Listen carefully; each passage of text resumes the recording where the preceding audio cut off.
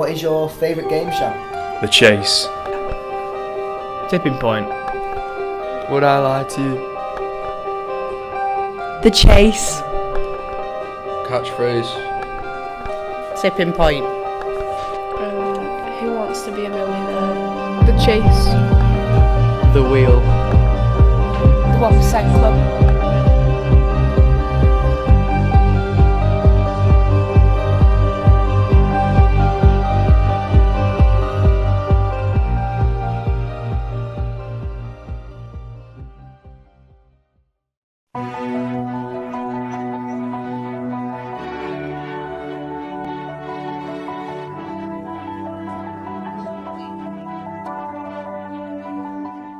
What timepiece has the most amount of moving parts?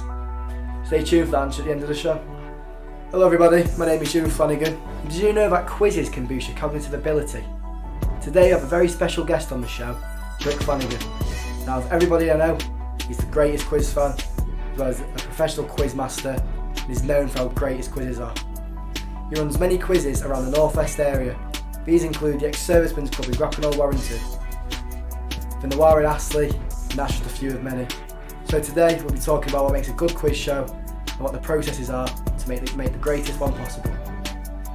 So grab yourself a brew, put your feet up and relax whilst we get into it. Let's go. I would say my favourite quiz show is Only Connect, simply because it makes you think outside the box. It's different to all the other quizzes and it's quite challenging, so I quite enjoy it. Have you got a favourite quiz master? If so, why? I can't say I have got a favourite quiz master really. Not really. What got you interested in quizzes? Basically watching quizzes on the TV and then gradually finding that I was knowing a lot of answers. I don't know why, just store a lot of useless information in my head I suppose, and and then that was it. Just got hooked on quizzes. That was it. What is your favourite quiz topic and why? Probably, I would say, movies. Okay. Wow. Because I love movies. I watch a lot of movies. What made you want to become a quiz master? Generally from just getting into quizzes, going to quizzes in pubs.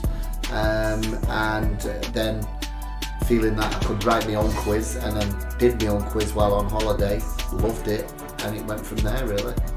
Okay, so how long does it take to make just a single quiz?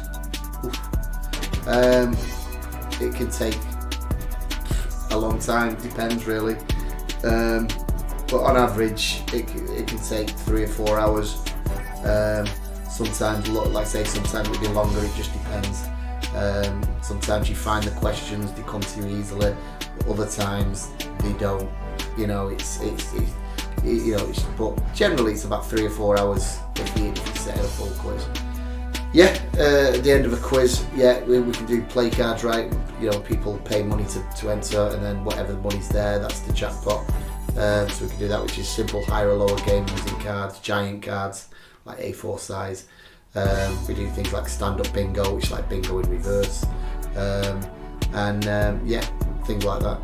But basically, what makes a quiz difficult is finding a balance.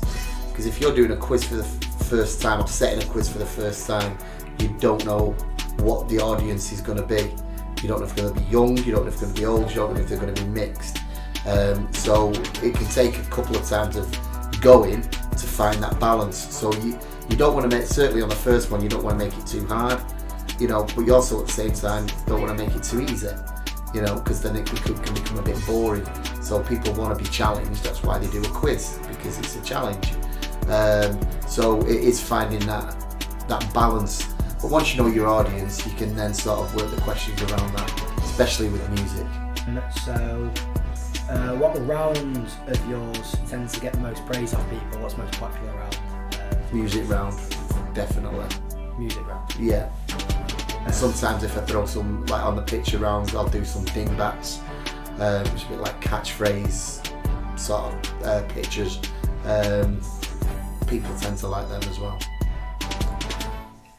Have you ever thought about entering a quiz show itself as a competitor? Thought about it, don't want to do it. Not really one for going on the telly, to be honest with you. Would you become a quiz show host on TV if you were given the offer? Why or why not? Again, not really interested in going on TV, but you know, if they were offering a lot of money talks, doesn't it? You know what I'm saying? Would you ever want to expand your quizzes to further areas? Absolutely, of course I would. You know, it's just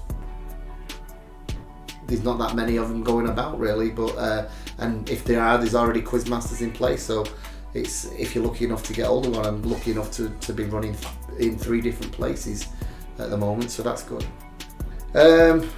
Anywhere from 6 to 12 different teams, you know, and we usually say a maximum of 6 people per team.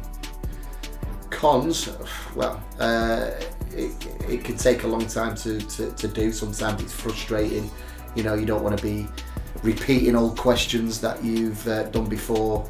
You don't, you know, you constantly think, you know, you don't want to make it boring. But yeah, I mean, also the cons, I suppose, you know, you've got to travel at night to different places. Some of them are a bit further away. You know, if you've got bad weather and different things like that, it's not much fun. But that's about it really. Most of it is a pros for me. But the cons, the pros far outweigh the cons. So it's fine. Well, just because I love quizzes, so I love being involved in that, and I love seeing people react to questions that I've set, and yeah, and basically, yeah, that's it really. You know, I just enjoy that part of it. Okay, so that is it for today. Thank you, Richard, for going out of your way to appear today. Pleasure. We all appreciate that. And the answer for what timepiece has the most moving parts is, one more please. An hourglass. Thank you. You're welcome. Because of all the sand that's in there. I hope you all enjoyed today's episode, and stay tuned for tomorrow's, where I interview a lifelong friend of mine, Jason McDonough, on why Catfish and Bottomman are supposedly the best indie rock band of all time. Thank you all for listening, and I'll see you all tomorrow.